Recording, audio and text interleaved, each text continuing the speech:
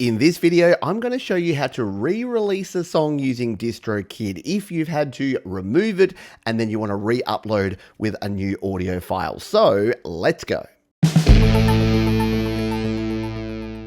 Hi, my name is Pete and welcome to Studio Live today, where my goal is to help you create, record and release your best music. But what if you've released something using a distributor like DistroKid, but you found that the audio file is just not quite right? Well, in my case, I had a song called Hold On that I released and it had a little click at the very start, which I didn't pick up when I actually uploaded the master file. So what I've done in a previous video, which is linked up the top as well as down in the description, is I've removed that from all of the stores and online platforms. And in this video, I'm going to show you how I can re-upload that song to put it back into the store. So let's jump in and do that now. Now you might be thinking, Pete, isn't there an edit option here in DistroKid? Can't you come in here to a previous release, hit this big edit release button and actually change it? Well, you can, and there's a bunch of stuff you can change, and there's yet another video linked up there as well as in the description that explains that. But one of the things you can't change is the actual audio file for some reasons that I talked about in the last video. So what we actually need to do is remove it completely from stores. We need to use this option down here, remove this release from stores, which we did previously. We did that a week ago. We're now ready to re-upload this song so that it can go back into our stores. So let's do that now right here in DistroKid. So what we're going to do is click on the upload button at the top here. That's going to take us into our upload section where we can get this done. We're going to scroll down here, and now this is a very similar process to uploading a brand new song with a couple of small exceptions that I'll show you along the way. So we'll move through this pretty quickly, but once again, if you want to go through in more detail, I've got yet another video where I show you a complete upload process. That's linked up the top and down in the description as well. So here's what we need to do. We need to choose the number of songs. One, it's a single, previously released. Has this been previously released? And this is where we need to say yes.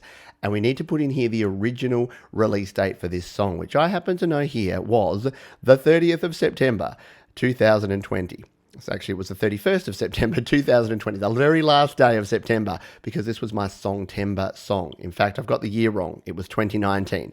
And now we can go ahead and complete the rest of this, which we're going to do now. So we're going to leave Pete Johns as Pete Johns. I'm already in Apple Music and Spotify, so that's all good. We're going to leave the pre-order and the record label the same. Now I need to add back in my album artwork. I can use the original album artwork, or I could even create new album artwork if I wanted it to be new, but I'm going to go with the original one because I kind of liked it anyway. So let's click on this one and add in my album art. Okay, there is our file. We're going to click on open, and there it is, Hold On by Pete Johns. And if you want to learn about album artwork, check out the previous video once again, because there's a lot of things you need to keep in mind.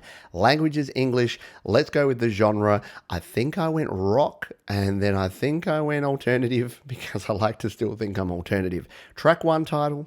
This is where we're going to type in Hold On, just like that. The audio file, this is what we need to do. We need to click the choose file button. It's going to pop us here, and here's the thing. Here's the original file that had that little click in it. This is my updated file where all I've done is just did a little bit of editing at the very front to remove that click. So we're going to tap on that one or click on that one, hit open, and that's ready to go.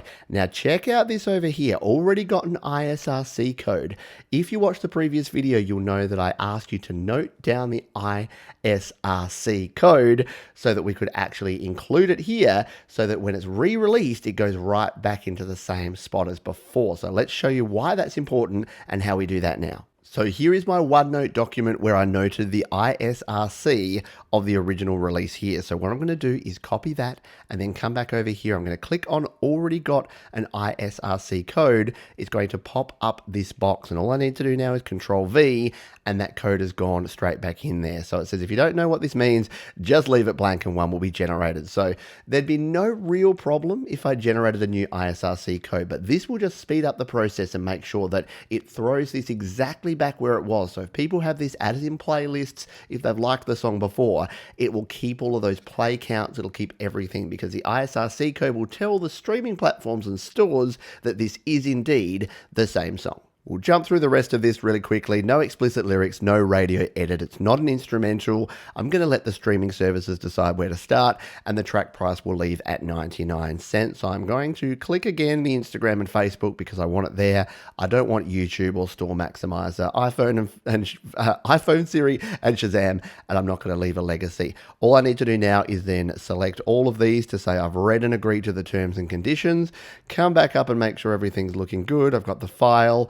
I've got the album artwork there. It's the correct new trimmed file. We're good to go. All we need to do now is click on the done button, and it says an invalid release date. Check your calendar. I don't think that date exists. I think I've done something wrong there. There you go. This just proves that I record these live and I don't make sure it's all correct. Original release date was, there we go. It wasn't September 31st. You know why? Because September only has 30 days, which is why I said September 32 originally, and then I changed it. I'm going to leave this in just so that you know that stuff happens, and because I think it's a bit funny that I suddenly thought that September had 31 days. Let's try that again. Let's hit the done button. Problem with track, missing songwriter first name. So here we go. I'm going to leave this in as well to show you that I forgot to put the songwriter's real name, which is me. This is what I get for rushing. Peter Johns is my name. I'm the songwriter. Let's go down. Third time's the charm. Drum roll, please. Yay!